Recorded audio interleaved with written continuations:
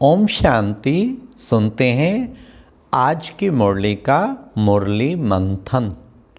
आज 8 अक्टूबर 20 के मुरली का महावाक्य हम सब ने सुने। तो प्यारे बाबा ने आज कहा, बच्चे मैं तुम्हें बहुत रुचि से पढ़ाता हूँ, तुमको भी रुचि से पढ़ना चाहिए। मैं देखो इतना दूर से आके कितनी रुचि से तुम्हें पढ़ाता हूँ।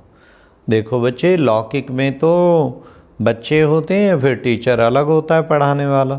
कोई कोई टीचर बाप भी होता है तो टीचर भी होता है, तो बड़ी रुचि से अपने बच्चे को पढ़ाता है, क्योंकि ब्लड कनेक्शन है ना, या फिर है रूहानी कनेक्शन। और बाबा ने कहा मैं तुम्हें कितना रुचि से पढ़ाता हूँ। सचमुच बाबा कमाल है आपकी। बाबा इतने प्यार से पढ़ाते कि बनना तो हमें देवता, हाँ राजाओं का राजा हमें बनना। दिन रात बाबा मेहनत करते, फिर मेहनत करते, मैं तुम्हें राजाओं का राजा बना कर छोड़ूंगा। और कोई फीस भी नहीं लेते।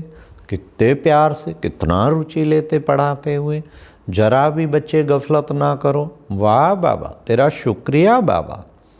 फिर बाबा ने कहा कि बच्चे देखो, ये अविनाशी पार्ट ड्रामा नूंधा हुआ है, एक का पार्ट न मिले दूसरे से, और हर एक का अपना अपना फिक्स पार्ट है, इसको कोई चेंज कर नहीं सकता। ये ड्रामा शूट हुआ है, इसमें कोई भी चेंज नहीं आ सकती। ये कितना बड़ा बेहद का विनाशी ड्रामा है, ये बच्चों को सदैव याद करना चाहिए।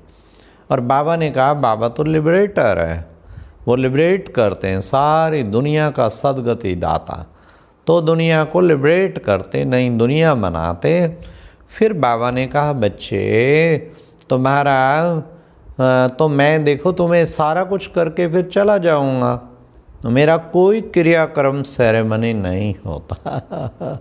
अरे बच्चे, जब मैं आया हूँ तो भी किसी को मेरी डेट का नहीं पता, और जाऊंगा तो भी मेरा कोई क्रियाक्रम सेरेमनी नहीं होगा। वाह बाबा कमाल है, आपका तो दे ही नहीं है, क्रियाक्रम कहाँ से होगा। क्रियाक्रम तो उनके जिनके दे हैं। फिर बाबा ने कहा, देखो बच्चे, ये कैसे अब नरक से स्वर्ग बन रहा है। अब ये बहुत व्यभिचारी भक्ति हो गई है, ये तो है रौरव नरक। तो ये कहेंगे, फिर बाबा ने कहा, इसको जो शब्द दिया बाबा ने कहा, बड़ा तीखा नरक है, फिर तीखा स्वर्ग बाबा बनाते हैं। फिर बाबा ने कहा, तुम बच्चे हो खुदाई खिदमतगार, खुदा की खिदमत में सदा हाजिर, ईश्वरीय सेवाधारी। उर्दू में कहेंगे खुदाई खिदमतगार।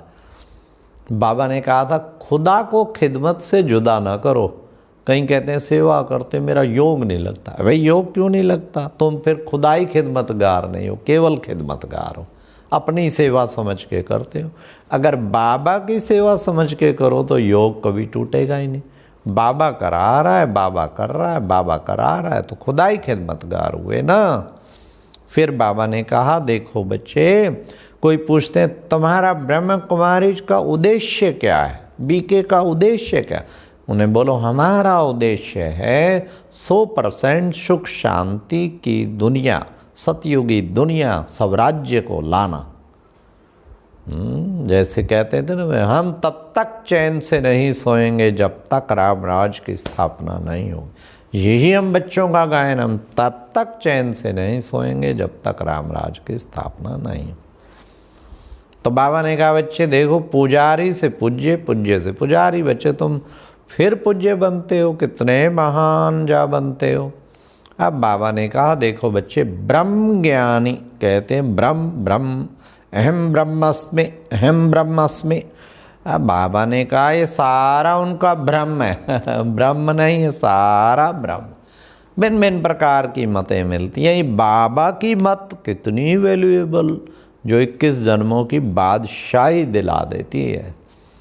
फिर बाबा ने कहा, देखो बच्चे, मैं हूँ दिव्य दृष्टि दाता। तो ब्रह्मा बाबा ने अपना अनुभव सुनाया। मैं बाबा से चिट करता हूँ, बाबा ये दिव्य दृष्टि की चाबी हमको भी दे दो, हम कोई को साक्षात्कार करा दें। बाबा ने कहा, ना ना ना, ये चाबी नहीं दूंगा। आज बहुत सुंदर चिट मुरली में है, ये चाबी नहीं दूंगा, ये तो मैं अपने पास रखूंगा। हाँ, बदले में तुम्हें स्वर्ग की बादशाही देता हूँ, मैं बादशाह नहीं बनता हूँ, पर ये चाबी मैं अपने पास रखूंगा। भक्तों को भी कराता हूँ साक्षात्कार अभी, लेकिन बच्चे इसका कोई फ़ायदा नहीं है, साक्षात्कार से कोई फ़ायदा नहीं है। इसलिए बाबा ने ये जवाब दिया।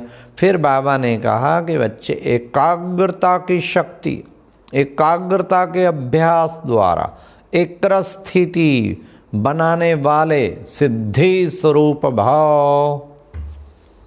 एकाग्रता सबसे इम्पॉर्टेंट चीज है, एकाग्रता। बाबा ने कहा जहाँ एकाग्रता है वहाँ एक रस स्थिति है। एक रस तो अपना पा जाएगी ना।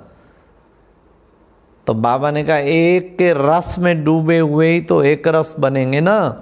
एकाग्रता से बाबा ने कहा बोल, संकल्प, कर्म सब व्यर्थ जो है ना समाप्त हो जाता है। एकाग्रता इतनी बड़ी शक्ति है।